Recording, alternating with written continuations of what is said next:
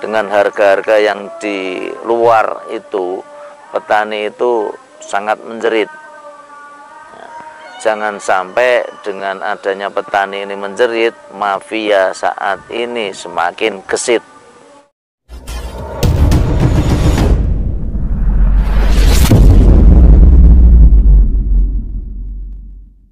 Assalamualaikum warahmatullahi wabarakatuh. Semakin mendekati Lebaran ini semakin panas ya untuk kabar-kabar berita yang di luar, terutama untuk masalah harga porang di tahun 2022. Dari kemarin mungkin kita tegaskan untuk perusahaan itu belum ada yang buka, kita masih menunggu pada prosesnya nanti. Nah, ini kenapa kita masih menunggu, ini banyak faktor yang mungkin bisa kita perkirakan. Apakah karena registrasi lahannya memang belum ada semua, atau mungkin masih proses belum jadi seperti kita. Mungkin yang kita alami ini masih proses ya, tinggal penerbitan. Nah, penerbitan ini masih nunggu lama sekali. Mungkin dari pemerintahan provinsi itu tolong nanti bisa membantu, kalau mungkin ada stafnya yang bisa menyaksikan konten ini, ya itu harapan petani memang ditunggu ya. Walaupun memang kita akui kemampuan petani dalam meregistrasi lahan itu sangat minim ya, mohon dimaklumi kalau seandainya petani sudah ada niat untuk meregistrasi lahan sendiri, ini sudah sangat luar biasa. Nah, ada kemungkinan untuk perusahaan itu masih menunggu dari registrasi lahan dari petani, sehingga kenapa sampai dengan saat ini belum buka, ya mungkin data-data yang diperlukan untuk GACC nanti diantaranya adalah registrasi lahan dari petani. Ada 9 perusahaan yang sudah masuk dalam sistem GACC-nya dari Kementan. Nah, ini perusahaan-perusahaan apa saja, ini mungkin ada lampiran gambar ya, silahkan disimak nanti untuk mengisi buku kerja petani dari rumah kemas atau off-taker atau pabrik yang ditunjuk itu apa.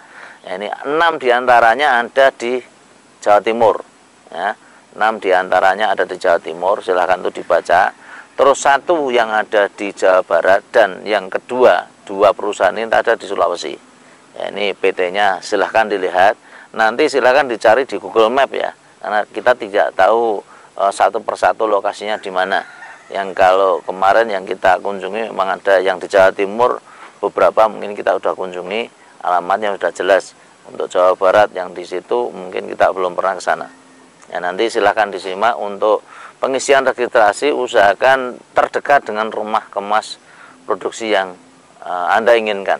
Nah, ini yang jelas itu. Terus kemarin terakhir untuk update harga umbi porang ini banyak sekali di pasaran ya. Ada harga-harga tingkat pengepul, ada harga yang sudah mulai produksi secara home industry dan sebagainya. Tapi yang kembali yang jelas itu perusahaan ini belum ada yang buka. Dan ini kalau kemarin ada yang sudah berani malah buka di konten YouTube ya.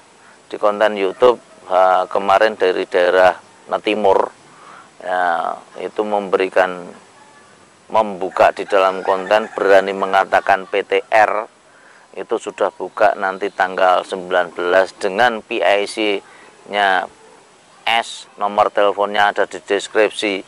Nah, itu setelah kita konfirmasi kemarin, itu tidak berani menyebutkan ya. Intinya begitu kita konfirmasi apakah benar ini membutuhkan umbi dengan harga sekian, persyaratannya apa, kita tanyakan kemarin, bla bla bla bla. Untuk hari itu memang responnya bagus.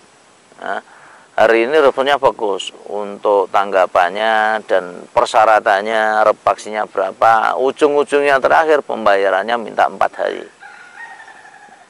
Nah, ini harus kita waspadai, jangan sampai nanti ya, akan ada banyak oknum-oknum ya, mafia-mafia porang mulai berkentayangan lagi. Intinya kalau barang itu sudah delay 4 hari ya belum tentu nanti akan aman. Usahakan untuk petani nanti ya lebih aman, ada barang, ada uang di situ, supaya kalau misal kita jalan kita sudah kenal dengan orangnya ya silahkan. Tapi kalau kita belum kenal ya lebih hati-hati lagi begitu ada barang ada uang. Karena saat ini untuk informasi yang ada dengan harga-harga yang di luar itu, petani itu sangat menjerit. Jangan sampai dengan adanya petani ini menjerit, mafia saat ini semakin gesit. Ya, ini tolong dicamkan untuk teman-teman yang di luar, intinya sabar, nahan kondisi, ya penuhi yang namanya persyaratan supaya perusahaan ini ya secepatnya bisa mempersiapkan untuk produksinya. Ya karena apa? Nah, kemarin saya katakan, apakah perusahaan itu masih menunggu registrasi lahan dari petani? Kemungkinan besarnya iya. Karena perusahaan ini yang kita lihat kemarin, perusahaan-perusahaan yang sudah ada pada dasarnya pada tahun-tahun sebelumnya itu sudah mensupport petani lumayan banyak. Kenapa? Dengan adanya ekspor yang sudah ditutup, belum dibuka, itu saja di tahun kemarin itu masih mau membeli umbi daripada petani. Ada beberapa ratus ton yang saat ini disimpan di pabrik A. Ada saya dengar 800 ton, terus di pabrik B itu 460 ton. Itu bukan umbi basah ya, tapi sudah berbentuk chip kering yang itu sudah ditampung dari hasil panenan kemarin. Nah, secara logika tahun ini nanti apabila sudah selesai registrasi lahan, berharap perusahaan sendiri itu akan bisa melepas dulu stok dari chip kering yang dimiliki oleh pabrik-pabrik tersebut.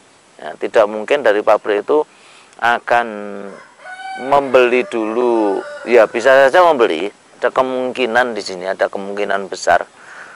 Untuk pembelian itu harganya masih rendah.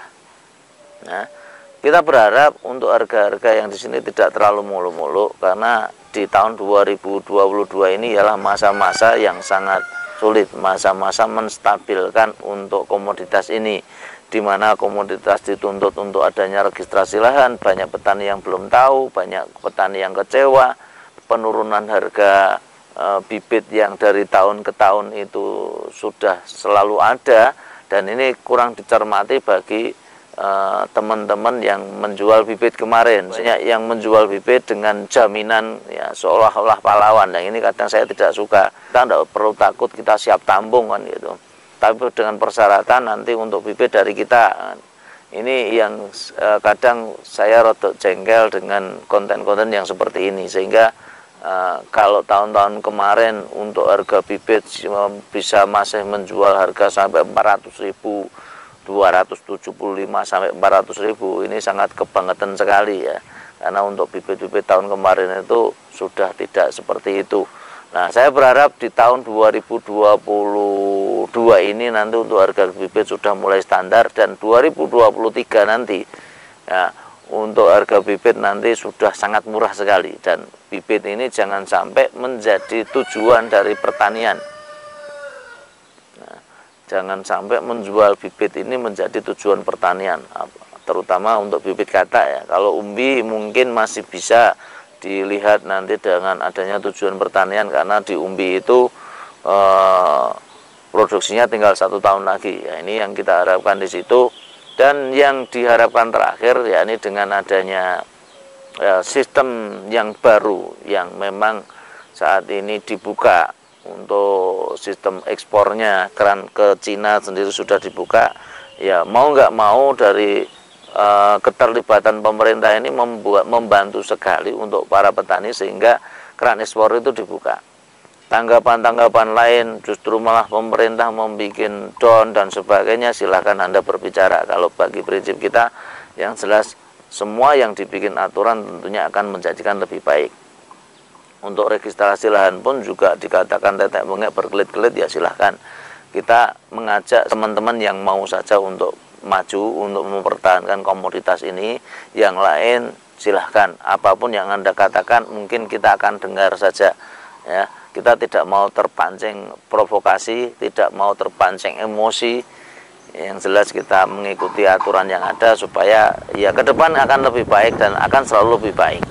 Ini yang jelas untuk masalah harga ya. Harga porang di 2022 ini semoga menjadi tatanan awal untuk komoditas porang, sehingga pada tahun-tahun selanjutnya nanti komoditas ini sudah tertata bagus.